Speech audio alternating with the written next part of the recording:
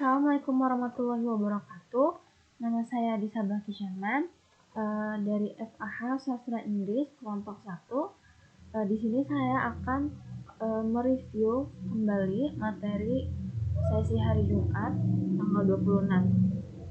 Sesi tersebut adalah Organizational Session Management Time as Good Organizers. Hari Jumat di tanggal 26 Januari 2024. Materi ini mengenai organizational session yang dipaparkan oleh tutor kita yang bernama Kak Nurul Hasanah dan ditemani oleh Kak Alvan Mutaman sebagai asisten tutor. Dan sedikit background dari Kak Nurul Hasanah ini sendiri merupakan Ketua Administrasi Umum di organisasi FLAT dan Ketua Dema di Fakultas Kak Nurul sendiri, yaitu di FSH atau Fakultas Syariah dan Hukum. Jadi Kak Nurul ini pernah menjabat menjadi dua posisi penting di dua organisasi tersebut. Di Kak Nurul ini pernah merasakan berorganisasi. Terus Kak Nurul ini juga memegang roles yang penting di FLAT maupun Dema. Jadi Kak Nurul ini bisa dibilang berpengalaman. Dan di hari Jumat kemarin Kak Nurul ini membagikan pengalamannya sebagai orang yang pernah berorganisasi. Bagaimana sih caranya Kak Nurul memanajemen waktu di saat Kak Nurul punya dua kewajiban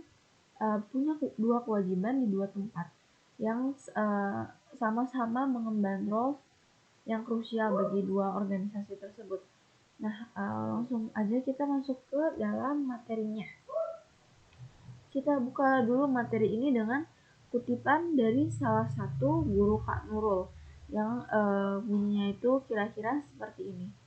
Kalau mau tahu produktif itu apa sih? Ya, sibuk sama dengan produktif. Kalau misal kamu kewalahan dengan kesibukan kamu, berarti kamu nggak enjoy. Jadi, apa sih time management itu? Definisi dari time management itu. Jadi, time management adalah seni yang akan kita gunakan di seluruh hidup kita. Karena segala sesuatu yang kita lakukan terikat oleh waktu. Jadi, seni apa sih time management itu? Seni dalam pengefisienan waktu yang kita miliki agar kita tetap menikmati waktu yang merupakan kita sebagai time organizer tersebut. Jadi kita harus bisa enjoy di saat kita mengefektifkan penggunaan waktu yang kita punya. Jadi manajemen waktu itu memaksimalkan koordinasi waktu dengan kegiatan sebisa mungkin. Kemudian ada benefits yang bisa kita dapatkan once we know how to maximize the usage of our time. Yang pertama itu ada provide better work atau provide better work itu adalah kita bisa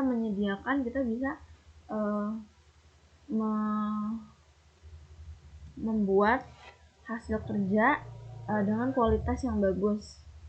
Dengan kemampuan memanage waktu yang baik, secara langsung kita akan menaikkan kualitas hasil pekerjaan yang sedang kita kerjakan. Karena kenapa? Karena kita tahu apa yang harus kita lakukan di dalam waktu yang kita punya. Kemudian kita juga punya pemahaman bagaimana kita menyelesaikan tugas atau kewajiban tanpa diburu-buru oleh waktu. Jadi kita tuh nggak perlu kejar-kejaran sama waktu. Kalau kita paham cara memanagenya dengan benar. Yang kedua itu adalah on time atau tepat waktu. Jadi sudah pasti ketika teman-teman memikirkan cara bagaimana suatu pekerjaan bisa selesai dalam kurun waktu tertentu, pastinya teman-teman akan mengestimasikan waktu selesainya. Jadi semua pekerjaan yang harus teman-teman selesaikan itu dalam dalam pengawasan teman-teman, jadi on track. Kemudian poin berikutnya itu reduce stress, atau kalau kamu mengerjakan tugas kamu tanpa dikejar-kejar deadline atau dikejar-kejar oleh waktu, dan kamu menikmati proses pengerjaan kewajiban kamu tersebut, pasti yang namanya stress level itu akan berkurang dan kamu dapat yang namanya kepuasan tersendiri ketika kamu berhasil mengkoordinir diri kamu dengan waktu dan kegiatan yang kamu pilih untuk menjadi produktif. Karena balik lagi, produktif itu pilihan ya guys. Jadi itu tuh tanggung jawab kamu, dan kamu bakal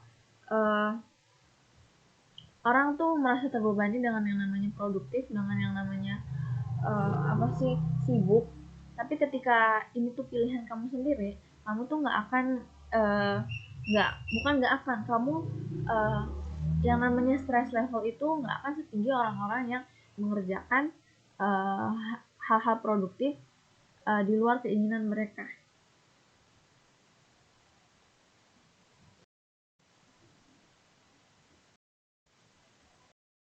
Kemudian poin selanjutnya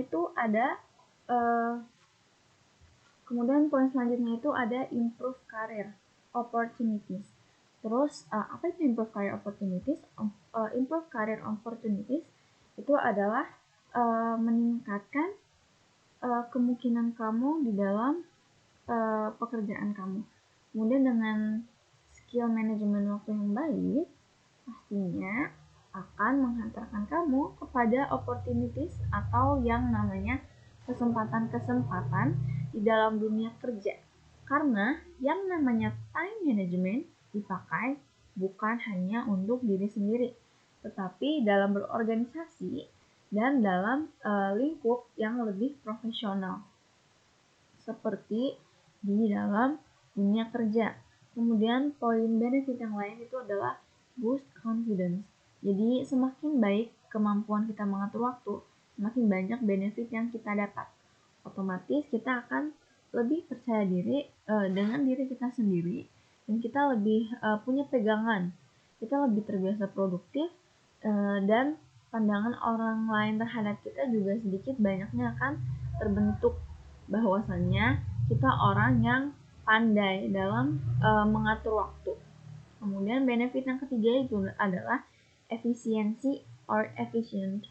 Kemudian hal ini sudah pasti dong, karena ketika kita memanage waktu, tujuannya pasti untuk apa? Untuk mengefisienkan segala hal yang kita punya, yang nantinya akan menyukseskan kita dalam menyelesaikan pekerjaan.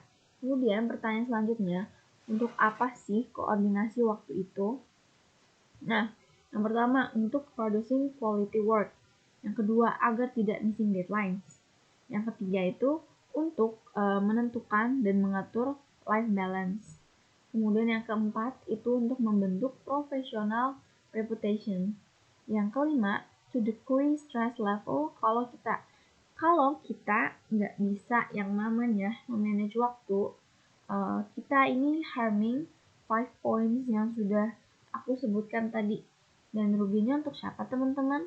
Yang pasti yang pertama ruginya itu untuk ke diri kita sendiri. Kita harming our reputation, winning life balance, increasing stress level, kemudian baru orang-orang di sekitar kita juga bisa kena dampaknya. Orang-orang yang berorganisasi bareng sama kita, orang-orang yang ada di lingkungan yang sama, dan orang-orang yang mengamanahkan kamu sesuatu untuk dikerjakan. Nah, karena itu pentingnya untuk teman-teman untuk menguasai skill memanajemen waktu, apalagi dalam berorganisasi. Terus bagaimana sih biar bisa memanage waktu dengan baik? Yang pertama itu plan ahead. Proses perencanaan ini harus linear dengan apa yang mau teman-teman tuju dan potensi yang teman-teman mau capai dan miliki. Kita juga harus aware dengan kapabilitas diri kita sendiri. Mungkin dalam segi fisik, ekonomi, mental, dan lain-lain. Kemudian yang kedua itu choose priority. Pilih tugas mana yang menurut teman-teman pantas untuk diprioritaskan. Dengan begitu, teman-teman tahu secara alam bawah sadar teman-teman maunya tuh apa, maunya tuh ngerjain apa. Kemudian yang ketiga itu eliminate distraction.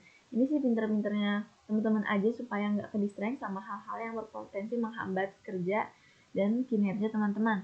Yang kemudian itu yang keempat ada pick your moment. Nah, di sini kamu itu tentuin tujuan kamu. Jalan yang teman-teman mau lalui itu profesional atau personal.